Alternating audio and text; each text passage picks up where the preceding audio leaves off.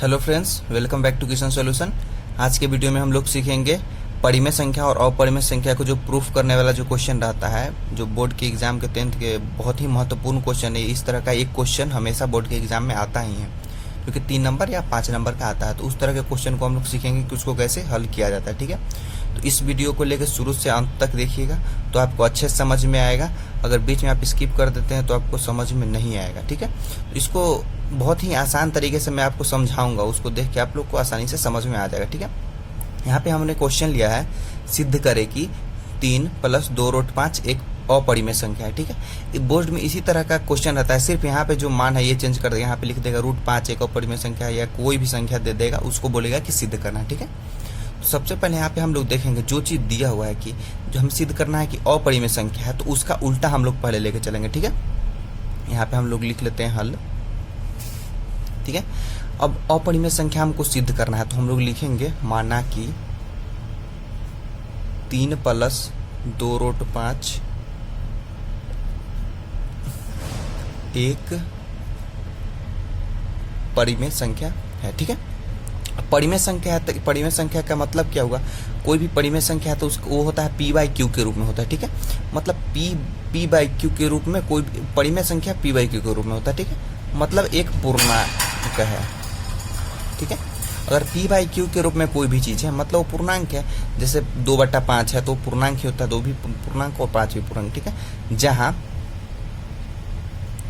q ≠ 0, q 0 के बराबर नहीं होना चाहिए। ठीक है, वही दिया हुआ। ठीक है, अब हम लोग यहाँ देख लेते हैं 3 + 2√5 बराबर p/q, यही हम लोग माने हैं। ठीक है, मतलब ये एक परिमेय संख्या है तो p/q के रूप में होगा। ठीक है, अब इसको आगे हम लोग सॉल्व करेंगे। 3 + 2√5 बराबर इतना दिया हुआ है, इसी को हम लोग 2√5 बराबर p/q, और ये 3 प्लस है, इधर में जाके माइनस हो जाएगा। ठीक है, तो -3 हो जाएगा। ठीक है, इसको और आगे हम लोग सॉल्व करेंगे तो कितना आएगा, ये हमारा इतना आ गया। अब इसको हम √5 इधर ही आने देते हैं, ये इंटू में है, 2 यहाँ पर इंटू में है, इसको अगर बराबर के इस साइड जाएगा मतलब डिवाइड में होगा। ठीक है, तो डिवाइड में होगा तो क्या हो जाएगा, p/ यहाँ पे डिवाइड में भाग में मतलब नीचे आ जाएगा 2q।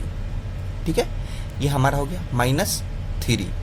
यहाँ पे डिवाइड में आएगा तो यहाँ भी डिवाइड में आएगा, क्योंकि दोनों टर्म के साथ ही नीचे आएगा। ठीक है, बटा में 2। ठीक है, अब हम लोग यहाँ से देखेंगे कि p/2q है ये, और ये दो चीज दिया, ये 3/2 दिया हुआ है, मतलब p/q के रूप में है एक, और दोनों पूर्णांक है, तो ये क्या है हमारा परिमेय संख्या है। उसी तरह p/2q, यहाँ पे q हमारा ≠ 0 है, मतलब 0 के बराबर नहीं है। ठीक है, तो ये भी क्या है, ये भी हमारा क्या है, परिमेय संख्या है। ठीक है, तो परिमेय संख्या में से परिमेय संख्या घटाएंगे तो हमेशा परिमेय संख्या ही आएगा। ठीक है, अब चूंकि यहाँ पे लिखेंगे हमारा √5 दिया हुआ है, तो 5 सीधे हम 5 लेंगे, √5, चूंकि 5 एक अभाज्य संख्या है। ठीक है, इसलिए 5 पूर्ण वर्ग नहीं है। ठीक है, क्योंकि √5 का हमें पूर्ण वर्ग नहीं मिलेगा, इसको अगर हम लोग वर्गमूल निकालेंगे तो दशमलव में इसका आंसर है। ठीक है, इसलिए हम लोग लिखे हैं √5 एक पूर्ण वर्ग नहीं है। जैसे पूर्ण वर्ग का मतलब हुआ, अगर 4 है, इसका रूट हम लोग निकालते हैं तो 2 आता है, वैसे ही 16 होता है तो इसका आता है 4, या 9 है, इसका निकालेंगे तो हम लोग 3 होता है, मतलब 3 या 9 होता है। उसी कोई भी ऐसा संख्या नहीं है कि जिसको उसी संख्या में गुना करें तो हमारा 5 आ जाए। ठीक है, मतलब एक पूर्ण वर्ग नहीं है, तो लिखेंगे इसलिए √5 एक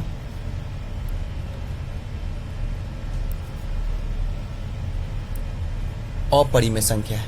कि अगर 5 एक पूर्ण वर्ग नहीं है तो √5 हमारा एक क्या है, अपरिमेय संख्या। ठीक है, क्या हो जाएगा, तो √5 अपरिमेय संख्या, मतलब ये अपरिमेय हो गया। ठीक है, तो अपरिमेय बराबर ये हो गया हमारा अपरिमेय बराबर, और ये दोनों तो परिमेय ही है, अपरिमेय बराबर परिमेय। ये कभी नहीं हो सकता है कि अपरिमेय बराबर परिमेय, परिमेय बराबर ही परिमेय होगा, या तो अपरिमेय बराबर ही अपरिमेय होगा। ठीक है, तो यहाँ से हमें पता चल गया कि दोनों एक नहीं है। ठीक है, तो लिखेंगे अतः यह संभव नहीं है कि परिमेय संख्या बराबर अपरिमेय संख्या। उसके बाद लिख देंगे लास्ट में, इसीलिए 3 + 2√5 एक